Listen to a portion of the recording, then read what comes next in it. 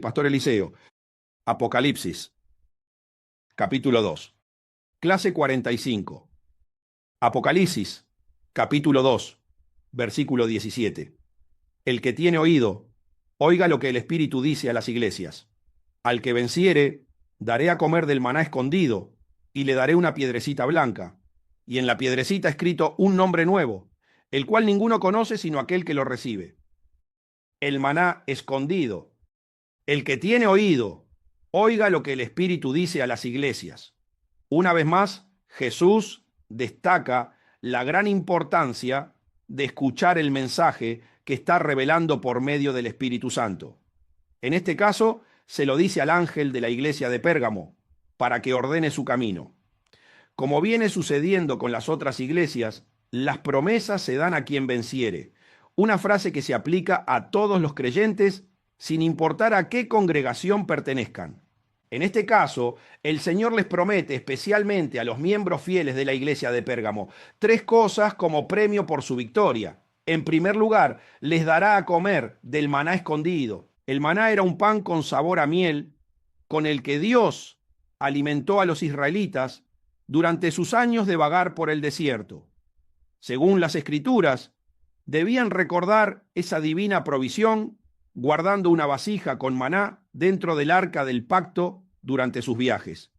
El maná escondido representa al Señor Jesús, el pan de vida que descendió del cielo, así como se reveló en la tierra para satisfacer las necesidades del espíritu del hombre con su lenguaje celestial y que éste alcance la salvación y entre en el reino de los cielos. Del mismo modo, hay un maná escondido en el nuevo reino, especialmente preparado para los triunfadores que en el futuro vivirán eternamente con el Padre Celestial.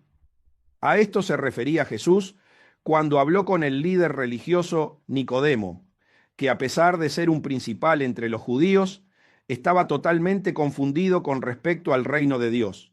De hecho, ni siquiera conocía los conceptos básicos para salvarse y entrar en la vida eterna. Juan, capítulo 3, versículos 10 al 13. Respondió Jesús y le dijo: ¿Eres tú maestro de Israel y no sabes esto? De cierto te digo que lo que sabemos hablamos, y lo que hemos visto testificamos, y no recibís nuestro testimonio. Si os he dicho cosas terrenales y no creéis, ¿cómo creeréis si os dijere las celestiales? Nadie subió al cielo, sino el que descendió del cielo, el Hijo del Hombre, que está en el cielo. Jesús y Nicodemo. Tras la respuesta de Nicodemo, Jesús se asombra de que siendo un maestro de Israel no supiera lo más básico para conectar espiritualmente a los fieles con el Creador. El Señor le confirma dos veces una verdad para llamar su atención y que entendiera con claridad lo que le iba a decir, ya que era fundamental para alcanzar la salvación y entrar en el reino de los cielos. Lo primero que el Hijo de Dios quiso confirmarle es que todos los seres creados, sin excepción, son fruto de una programación y que nadie puede hacer más de lo que escucha o ve. Jesús le dijo: de cierto te digo, de lo que sabemos hablamos. No se puede hablar más de la información que se recibe, ni testificar más de lo que se puede ver con los ojos. Eso si realmente quieres ser un hijo de Dios genuino. Un hombre hipócrita puede hablar y dar testimonio de mentiras, pero en cualquier caso, aun en lo que miente, será fruto de la información que haya dejado entrar en su mente y que haya aceptado en su corazón.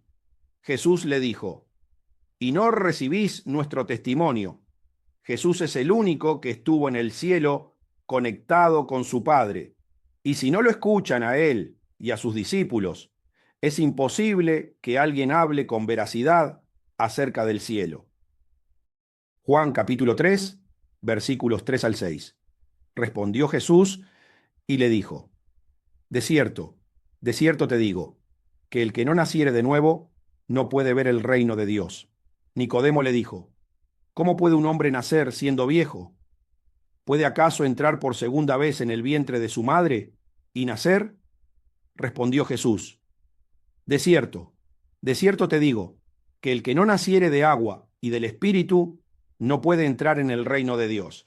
Lo que es nacido de la carne, carne es, y lo que es nacido del espíritu, espíritu es. El Señor le estaba hablando a Nicodemo de las cosas imprescindibles para conectar la tierra con el cielo, como nacer espiritualmente de nuevo.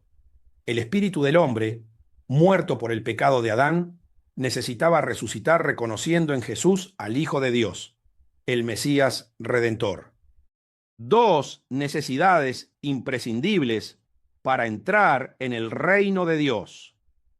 Pero Nicodemo, a pesar de ser considerado un principal entre los judíos, estaba tan desentendido de las cosas espirituales que cuando Jesús empezó a enseñarle los requisitos para conectar nuevamente con Dios, le hizo una pregunta que demostraba su ignorancia sobre el tema. Lo más importante que un líder religioso debe saber, él lo desconocía por completo. Tras escuchar la incoherente pregunta de Nicodemo, Jesús le aclara el tema para que no le quede confusión y le habla de la necesidad que tienen los hombres del agua, que es la palabra, para adquirir la personalidad del Padre Celestial y del Espíritu Santo y obtener así la naturaleza divina. Esas son las dos condiciones imprescindibles para tener acceso al reino de los cielos. Aunque era un líder religioso, le costaba creer lo que estaba escuchando. Estaba maravillado. Entonces, Jesús le hizo una pregunta. ¿Cómo creeréis si os dijere las celestiales? Segunda de Corintios, capítulo 12, versículo 4. Que fue arrebatado al paraíso, donde oyó palabras inefables que no les dado al hombre expresar. El apóstol Pablo fue arrebatado una vez al tercer cielo, donde está el paraíso, y dice que oyó palabras inefables que el hombre no puede expresar. Por tanto, cuando los creyentes sean llevados al tercer cielo, donde está el paraíso, necesitarán un maná diferente para poder habitar en ese lugar tan maravilloso. Ese es el maná escondido, un nuevo lenguaje necesario para vivir la eternidad en el cielo. Cuando Jesús vino a este mundo, le dio al hombre el maná que necesitaba para que se vuelva a conectar con Dios, para diferenciar entre las dos esencias que actualmente coexisten en la tierra y para prevalecer sobre la obra del enemigo. Pero cuando el mal desaparezca definitivamente, se obtendrá un nuevo lenguaje para disfrutar de la infinita gloria de Dios. Así como en la tierra, a medida que el hombre avanza en nuevos descubrimientos, por ejemplo, la televisión, el automóvil, el barco, el avión, el ordenador, Internet, la inteligencia artificial, los misiles hipersónicos, la robótica, el ordenador cuántico, etc. Y aparecen nuevas palabras para adaptarse a los avances de la ciencia y la tecnología. De la misma manera, acontecerá en el cielo para poder vivir la eternidad. Un nuevo maná del que Pablo pudo saborear una pequeña porción. En consecuencia, es de suma importancia que la espada aguda de dos filos penetre hasta lo más profundo para que traiga luz espiritual al entendimiento y el hombre, con su libre albedrío, escoja el camino de la vida y pueda escapar de la mente terrenal con la que el diablo lo esclavizó. En consecuencia, considera que el único maná necesario para existir es el que necesita para el alimento corporal. Por lo tanto, el maná escondido es para quienes supieron guardar la palabra de Dios en el corazón y no negaron la fe. Ellos son los que están preparados para vivir la eternidad en el reino del Padre Celestial. La piedrecita blanca. Entonces, ¿quién es el que va a vencer? El que entendió que Jesús tiene la espada aguda de dos filos y que la palabra le ha penetrado hasta partir el alma, el espíritu, las coyunturas y los tuétanos, y la ha sabido valorar para salvarse y recibir la vida eterna. Apocalipsis capítulo 13, versículo 17. Y que ninguno pudiese comprar ni vender, sino el que tuviese la marca o el nombre de la bestia, o el número de su nombre. La piedrecita blanca que el Señor declara que la tiene guardada para entregársela al vencedor es porque supo retener el nombre del Dios verdadero, el que tiene la autoridad suprema del universo, y resistió por la autoridad de ese nombre a los engaños del gobierno de la bestia, cuyo objetivo final era que los seguidores de Jesús lo negaran como deidad y aceptaran ponerse su nombre blasfemo, reconociéndolo como el verdadero Dios y adorándolo. Teniendo en cuenta que el trono del emperador romano se consideraba el lugar donde moraba Satanás, se puede asociar la piedrecita blanca con la costumbre que tenían los romanos de recompensar a los vencedores de las competiciones deportivas con piedras blancas. En esa piedra blanca se inscribía el nombre del deportista y le servía como entrada a un banquete especial de premios. Si relacionamos esta costumbre romana con las promesas dadas a los vencedores que entran en el cielo, podemos asociarla con la promesa de participar en el banquete de las bodas del Cordero, una celebración especial que se celebrará en el cielo para todos los que van a vivir eternamente con el Padre Celestial. Habrá un nombre nuevo que nadie conoce, excepto quien lo recibe. Como se hace evidente en esta frase, nadie sabrá cuál será ese nombre nuevo hasta que lo reciba el vencedor. Ese nombre nuevo marcará la independencia espiritual que tendrá cada espíritu que reciba la salvación y con el que será reconocido eternamente, ya que el único nombre que los creyentes deberían tener en la tierra es el de Jesús, porque están para hacer su voluntad. El nuevo nombre simboliza el nuevo libre albedrío, en el que ya no será necesario pedir el pan de cada día, sino que cada uno podrá vivir como desee, porque todos tendrán la personalidad del Padre Celestial y todo lo que hagan le resultará agradable. Ya no existirá la posibilidad de que un espíritu lo vuelva a traicionar para querer tomar su lugar. Ya no saldrá de la boca del Señor una espada aguda de doble filo, porque no será necesario definirse. Cada uno hablará según le dicte su corazón. Cuando Dios cambia el nombre, marca el propósito divino. Mateo capítulo 1, versículo 23.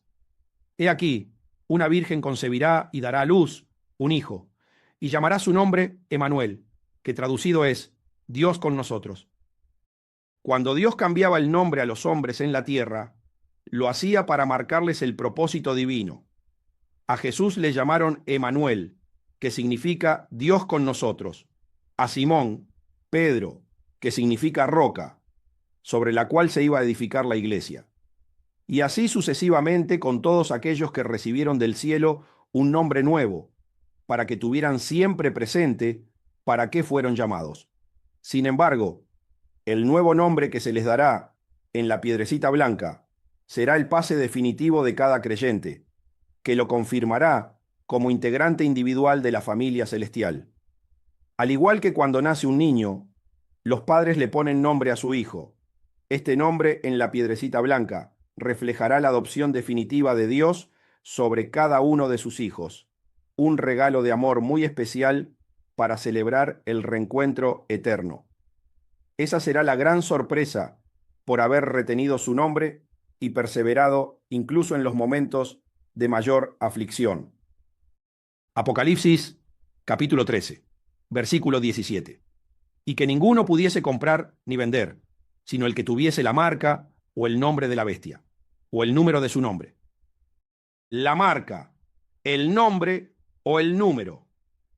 La marca hace referencia al lenguaje. Cada vez que un hombre habla, por sus palabras se puede identificar el reino al que pertenece. Es una marca inconfundible que representa la parte externa del hombre, lo visible. El nombre identifica la parte correspondiente al alma, donde se halla el libre albedrío. Tras glorificar al Hijo de Dios, usando su nombre en el Espíritu, el Padre en el cielo le concede tener el suyo propio, lo que manifiesta su independencia espiritual. Por último, tenemos el número de su nombre, que hace referencia a la parte más importante, el soplo de Dios, el Espíritu. En el caso del reino de las tinieblas, el número de su nombre es el 666, 3 veces el 6, que simboliza el número con el que se identifica al hombre. Eso significa que no tiene nada que ver con la presencia de Dios, ni en el espíritu. El primer 6, la centena, ni en el alma. El segundo 6, la decena, ni en el cuerpo. El tercer 6, la unidad. Entonces, la numerología descubre que detrás está Lucifer, representado por la serpiente, el diablo y Satanás. Por eso es el número del nombre que lo identifica y están bajo el dragón.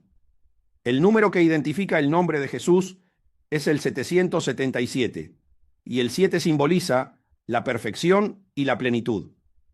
El primer 7 representa el espíritu, la centena. El segundo, el alma, la decena. Y el tercero, el cuerpo, la unidad.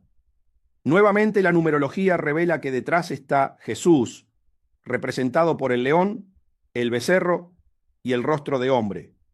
Los tres seres vivientes que representan la personalidad del Hijo de Dios por estar bajo el gobierno espiritual del águila volando.